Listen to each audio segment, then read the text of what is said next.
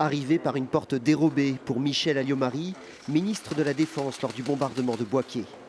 Les familles des victimes et les blessés veulent savoir pourquoi son ministère n'a pas tout fait pour arrêter les pilotes des avions de chasse ivoiriens, les mercenaires biélorusses. Michel Alliot-Marie explique à la barre que la priorité à l'époque était de rapatrier les ressortissants français vivant en Côte d'Ivoire. Une explication qui déçoit les parties civiles. Militaire du RICM de Poitiers, Jamel est invalide à 85% depuis l'attaque du 6 novembre 2004. Il n'y en a pas un politicien qui arrive à prendre des responsabilités. Et c'est pas moi, c'est le ministre de la Défense, c'est pas le ministre de la Défense, c'est le ministre des Affaires étrangères.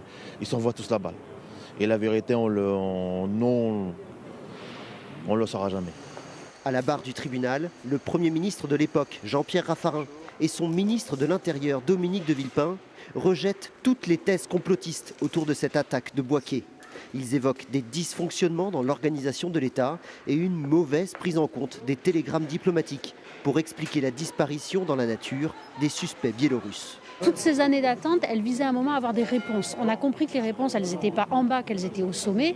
Quand les gens qui sont au sommet se déplacent et viennent parler pendant 1 heure, 2 heures, parfois pour ne rien nous apprendre de nouveau, après nous avoir expliqué en préambule qu'ils étaient là pour chercher la vérité avec nous, c'est au-delà de la déception, je pense. Ce cortège de ministres vient sceller 2 semaines et demie du procès dit du bombardement du camp militaire français de Bouaké en 2004. Les accusés, jugés en leur absence 17 ans après les faits, seront fixés sur leur sort jeudi après-midi.